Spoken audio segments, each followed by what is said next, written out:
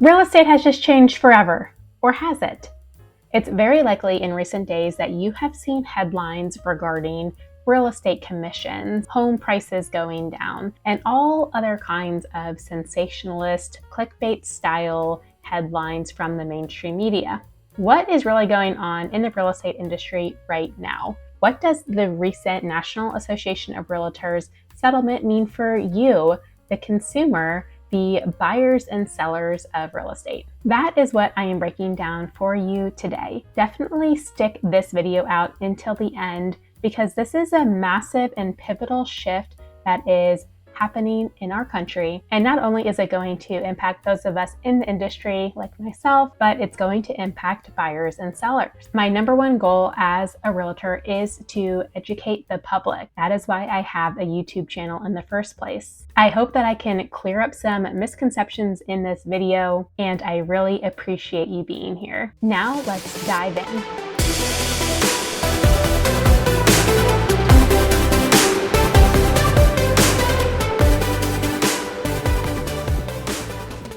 By the way, if this is your first time to the channel, my name is Sarah Newman. I'm a realtor and team leader here with the Elevate team at eXp Realty in Charleston, South Carolina. And we love helping people buy and sell homes every day here in Charleston. If we can be of service to you as well, please go ahead and schedule a Zoom consultation. The link is in the comments below and in the description. And we would love to chat further about how we could work together. Okay, what in the world is going on right now in the real estate industry? It's possible that you've seen some headlines, and it's also possible that you haven't even heard a peep about this and you don't even know anything about what I am about to say. But I tell you what, in my world, surrounded by other real estate professionals, it's all anybody can talk about. This is the biggest news in years, and many people are very concerned. There are also still a lot of unknowns about how this is all going to shake out. My goal for today is to bring you up to speed, but please know that this is just the beginning. I will continue to make other videos as these updates get more solidified and confirmed. Before I get into all of the breaking news, I think we need to have context for this and understand the history of how we got here, how real estate has been set up until this point, because otherwise you might not really understand the implications for what the changes will be in the future if we don't know where we started and where we are today. So that's where I'm going to start. And then I'm going to get into the news, the settlement that just came out on Friday, March 15th, and then talk about possible implications for what this means. Now, real estate has been around since the 1800s, but once upon a time, really not so long ago, pre-early 1990s, all real estate agents represented sellers even when they were working with buyers. Say what? I know that sounds crazy, and I'm sure some of you watching this remember this in the 70s and 80s. So for most of the 1900s, the way real estate worked was that the listing agent / broker represented the seller, and agents who worked with buyers were sub-agents of that listing broker. That meant that all of the agents involved in the transaction owed their allegiance to the seller, and buyers were unrepresented. The bigger problem was that nobody really knew that this was going on or how things worked. A Federal Trade Commission study in the 1980s found that the majority of buyers and sellers alike believed that the agent working with the buyer was actually working for the buyer. Obviously, this is a problem.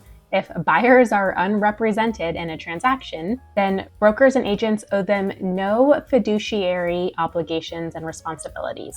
This meant there were a lot of lawsuits, and it was more difficult for buyers to prevail in these lawsuits or in complaints with real estate boards around alleged ethical violations or license violations. In order to improve the situation, states began requiring that agents disclose who they are working for. This demand came from buyers, from consumer advocacy groups, and from relocation companies, and eventually buyer agency became a thing. So buyer agency really didn't exist until the early 1990s. Just like other professionals like lawyers or accountants, now agency existed for both buyers and sellers. And real estate agents could act in the best interest of that client owing them the fiduciary responsibilities like loyalty and obedience and acting in good faith. Now, in a real estate transaction, both sides get representation. Just like if you were to go to court, you and the other side would both have your independent attorneys. This led to more cooperation between different brokerages as they work towards a common goal to help the seller sell their house and help the buyer buy the house. In most places, it became a rule that if you're posting a home in the MLS, the multiple listing service, where we house all of our collective listings as agents across different brokerages, that you would offer some kind of cooperating commission. This is compensation for the other broker who is able to bring the buyer to the sale. This practice was and is still called co-brokerage. This setup helped increase marketing for the home, ensured that both parties to the transaction had professional representation, and agents got paid as a result of helping both of those parties with the completion of the sale. Now, let me give you a tangible example of what this actually looks like in today's day and age from the 1990s up until now, in case you're not familiar. Let's say you're selling your house for $500,000 and you're working with a real estate agent to list it. That agent would negotiate their commission or realtor fee. Let's say, for the sake of this example, that you agreed to 5%. When the home closes and the agent has provided their service and completed their job, that listing agent's brokerage receives the 5% fee, which came out of the proceeds of that transaction. Then a portion of that 5% was given to the buyer's agent brokerage. In many states, that 5% was required to be split, so 2.5% to each brokerage. In South Carolina, that isn't a rule, so often it was split evenly. Other times it isn't. Maybe the listing agent and seller would agree that the listing agent gets 3% as an example, and the buyer's agent could get 2%. All of this was negotiable and agreed to up front between the seller and the listing agent. Commissions were not fixed, although just like any industry, there's going to be averages. So in recent years, I've heard that the average is 5%, though a lot of agents will also ask for 6, and again, this is negotiable. In fact, you as a consumer have had many choices. If you're not happy with what that agent was offering, let's say you didn't want to pay 6%, you were not forced to go with that agent. You could pick a different agent and try to negotiate. There's also flat fee brokerages that just charge a flat dollar amount, not basing it on a percentage. There's also discount brokerages that only charge 1% and they give you more limited service. So again, you have always had options depending on your personal situation, what level of service you want, and how much money you're willing to exchange in order to get the service that you're looking for. You can even do a for sale by owner and sell it all by yourself if you want to, without an agent at all. You have never been forced to use a real estate agent to sell your home. Now, of course, for most people, they chose to use an agent. 93% of people use a real estate agent and only 7% choose to do for sale by owner. It is shown that using an agent nets you more money for your home time and again. After all, we are professionals. This is what we do for a living. You are busy in your life. You have kids and families and jobs and a lot going on, that throwing in a very complex transaction on top of it is just a lot to handle. And that is why most people choose to use agents, is because this is likely the most amount of money you will ever spend in a transaction in your life. And like I just said, it is very complex. So most consumers believe that having an agent is well worth every penny.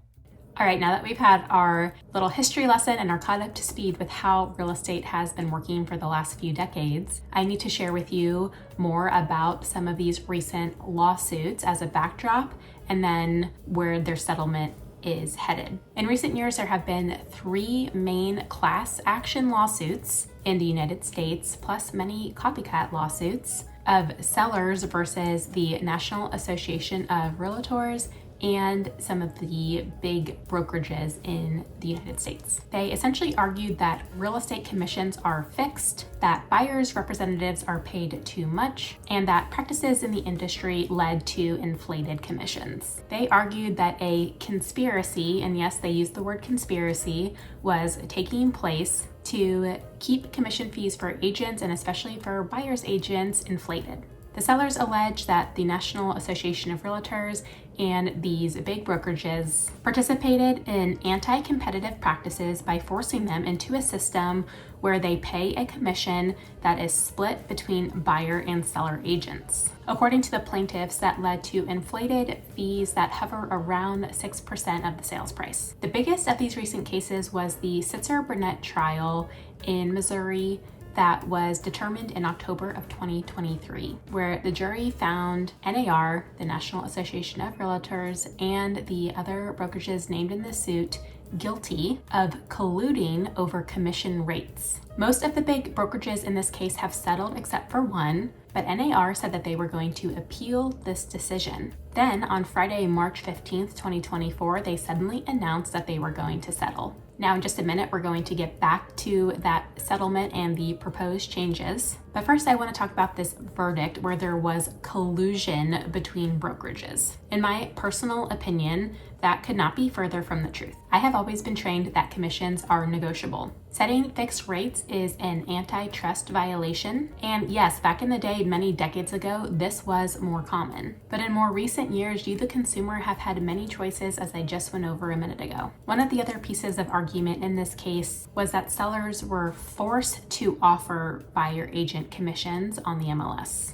And yes, that is technically correct that in the vast majority of MLSs in the United States that a buyer agent commission needed to be offered. However, it could be as little as $1. It was not dictated how much this needed to be. Now, did anyone ever offer $1? Probably not, or if so, very rarely. But that's because they knew that in order to get their home sold, that they would be better off to offer compensation to the participating party under the cooperating brokerage compensation agreements. Now, back in October 23, after this verdict from the Sitzer-Burnett trial, NAR did come out and change that rule. They said that now you could offer $0 for the buyer's agent on the MLS if you would like. All right, now all of that background led up to what happened on Friday, March 15th. Up until that point, us agents thought that NAR was going to continue the appeal process, but then they announced this settlement for these various class action lawsuits. Now, huge disclaimer here, everything I'm about to say still needs to get approved by a federal judge, and the DOJ, the Department of Justice, still needs to comment. So nothing here is set in stone. We likely won't know for at least a few weeks. It could be a few months. We are truly living in the unknown right now. A lot of people seem to think that this is going to get approved, or at least the vast majority of this is going to get approved, but there is, of course, a chance that this could get denied or tweaked, amended in various ways. So NAR has offered to pay $418 million in damages, plus offered an array of proposed changes, many of which are around commission structure and buyer representation. There's a 108-page report outlining all of the changes, so it is quite sweeping. If implemented, these changes will go into effect in mid-July 2024. Here are a couple of the biggest changes in the proposed settlement that I think you, the buyers and sellers, need to know. Number 1, NAR affiliated MLS participants, which is almost all MLSs across the country, will be required to enter into written buyer representation agreements with buyers before touring home. I actually love this change personally. What this means is if you want to buy a house and you want buyer representation in real estate with an agent, then you will have to agree to this in advance in writing with a buyer-broker agreement. You can't just call an agent last minute from Zillow or call some agent you know down the street and go see a house in an hour. It really formalizes this relationship and makes everything very transparent and clear up front, which is super important. I'm all about being intentional and clear, so I think this is a positive change. Now, here in South Carolina, we already had a buyer agency. Most states don't. I don't know how, because that blows my mind as somebody who has only known buyer agency, and I don't know what it's like to not have that. Now, in other states, it's not that you didn't work with a buyer's agent, it's just that it was more of an implied relationship. You didn't actually sign a document saying that, hey, hey, we're working together as agent and client. Now it will have to be more formalized. Working together as agent and client is a commitment. You are committing to your agent and your loyalty as far as working with them, and your agent is committing to you all of their time and energy and expertise, plus all of the fiduciary responsibilities. I'm a big believer in transparency, so I think this new rule is really going to help buyers understand more clearly what it really means to work with an agent, and overall it adds more professionalism to our industry. Now, in my personal opinion, that's really the only good change of all that is proposed in this settlement. Again, this is just my opinion. So let me go on and explain the other big thing that is being proposed right now that is really going to impact everybody. Number 2 is that offers of buyer broker compensation would not be listed in NAR affiliated MLSs. Buyer brokers can still negotiate offers of compensation outside the MLS, but that communication can't happen through the MLS. Number 3, sellers can still pay concessions to the buyer, which they can show on MLS. They can also still pay commission to the buyer's broker as long as it's negotiated separately and not dictated by the listing broker. So in layman's terms, buyer agent commission will no longer be offered or displayed on the MLS. These commissions are not being eliminated. They are still allowed and can still be negotiated as part of the contract, but in my opinion, it is in a much more confusing and convoluted way. Prior to this, buyer's agent commission was displayed in the MLS, and it was a unilateral offer, meaning that it couldn't be changed. As I shared earlier, the seller and listing agent would negotiate that up front, and then that would be listed on the MLS for all buyer's agents to see. Now, if a buyer agent wants representation, they will have to agree up front in writing with that specific agent what that commission or realtor fee is going to be. It can't be open.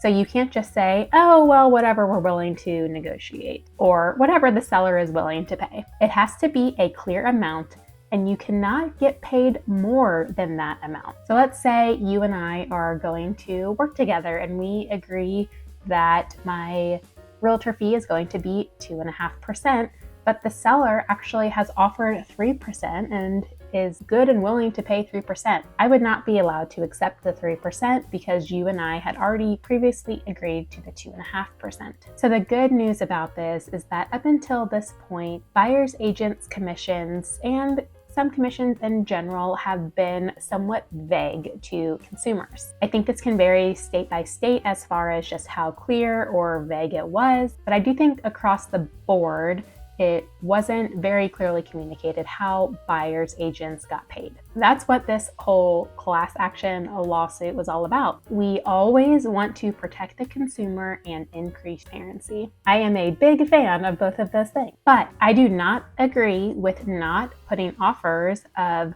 cooperating compensation on the MLS. If it's still allowed, then why should we not be able to post it? Isn't that the opposite of transparency? If a seller is happy to pay it, why can't it be listed? I'm still really scratching my head on this one. By now, I'm sure you're wondering, how is this really going to change everything in practice? And the answer is time will tell. As I said earlier, first of all, these are just proposed changes. We don't know if these are going to get confirmed, but if it does all get passed, we still just don't know how much this really changes things or not. It could truly be enormous changes and ripple impacts across the entire industry, or it could be much more minor. The more minor change would be that sellers still choose to offer cooperating commission, and agents simply find another way to communicate that off the MLS. So it would be a similar structure overall to what we have now,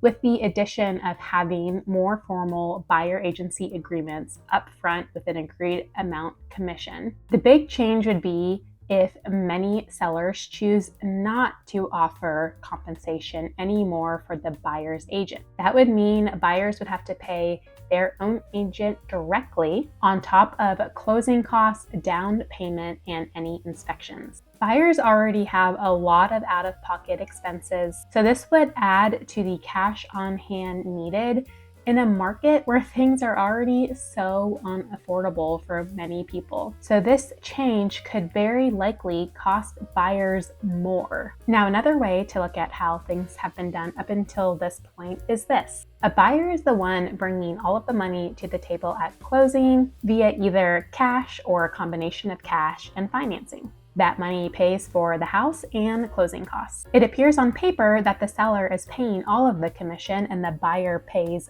nothing. But really, you could argue that without the buyer, no one is getting paid anything, including the sellers and agents. So without the buyer's money, there is no commission, and therefore it's ultimately the buyer's money that pays the commissions, even though the sellers are the ones who decided how much. Make sense? Regardless of if you agree with that interpretation, the way it has been up until this point has allowed both parties to pay for their representation at closing and not directly out of their pocket. It's never been tested to have buyers pay for their agent directly out of their pocket, so we simply don't know at this point how the market is going to react. The unintended consequences could be that many buyers now go unrepresented because they just simply can't afford to pay the buyer agent's fee. And where does that leave us? Back to where we were decades ago, where buyers went straight to the listing agent to buy the house and did not have their own fiduciary. So why are we going back 3 decades of progress? Buyer agency was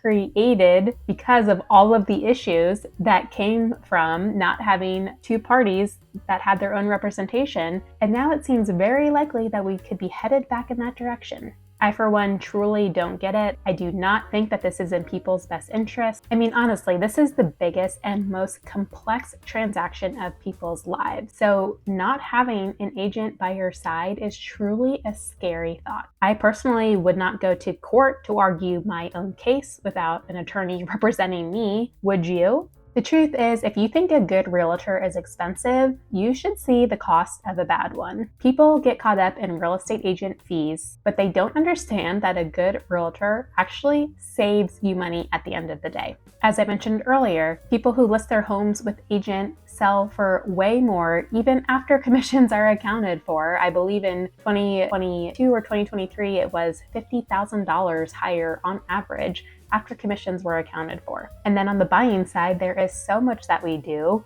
but one of our main jobs is to negotiate for you. That can be on price, on repairs, on concessions, on so many things, so that we're not only saving you money up front, but we're also saving you money in the future by preventing issues that are going to be costly. For example, we could discover something during due diligence that needs repair and get the seller to pay for it.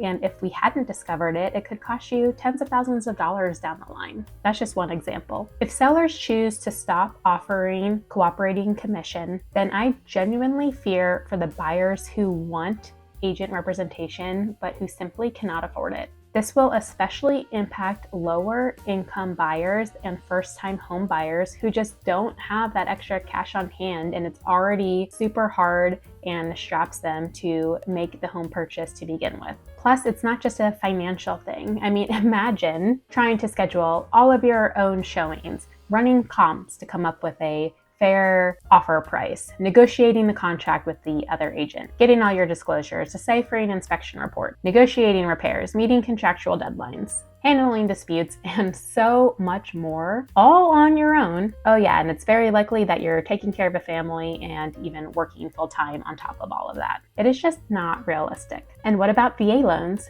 VA loans don't allow you to pay an agent directly. It's against the rules. So even if a VA buyer wants to pay their agent and they have the funds to do it, they can't. Could that change in the future? Possibly. Again, at this time, we don't know.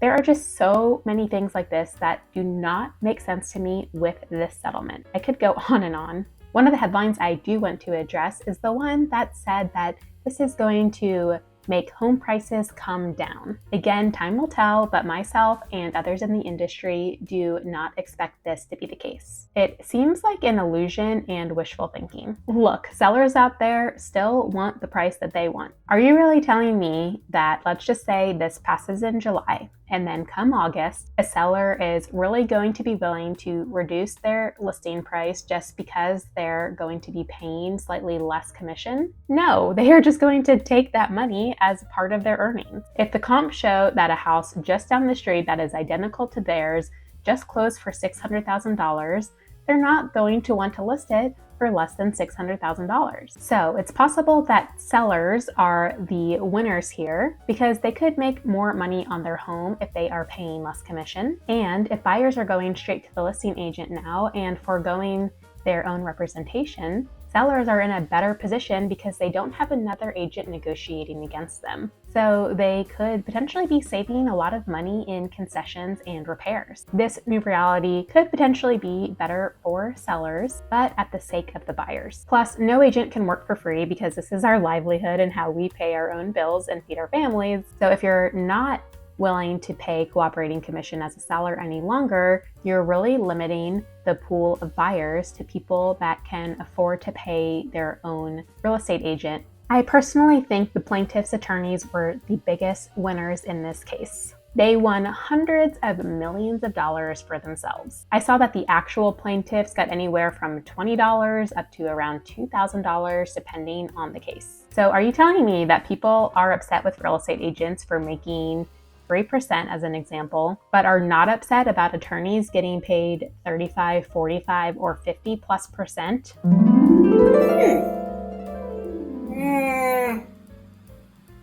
I'm going to wrap things up here. There is just so much I could share with you. Honestly, we could chat for hours and hours and hours. I know we don't have that kind of time, so I tried to pick the things that I thought were the most important for now to share with you. I know it can be confusing, so if you have questions, please put them in the comments and I will do my very best to answer them. In the meantime, hang tight. I will continue to update you as things progress. At the very least, it will be super interesting to see how things continue to trend into the future in the real estate industry. I didn't even talk in this video about how this impacts realtors and other people in our industry because I really wanted to focus it on you, the buyers and sellers. A lot of people are thinking that the number of agents is going to get cut in half in the next year. A lot of people will be exiting the industry due to these changes, but don't worry, I'm not going anywhere. I'm all in and I will be here for you. If you found value in this video, I'd really appreciate it if you give it a thumbs up and subscribe to the channel. And of course, if I can do anything to help you with your buying or selling needs, I'd love the opportunity to chat with you. You can schedule a call or reach out. All of the information is pinned below. Thank you so much for watching and I'll see you in the next video.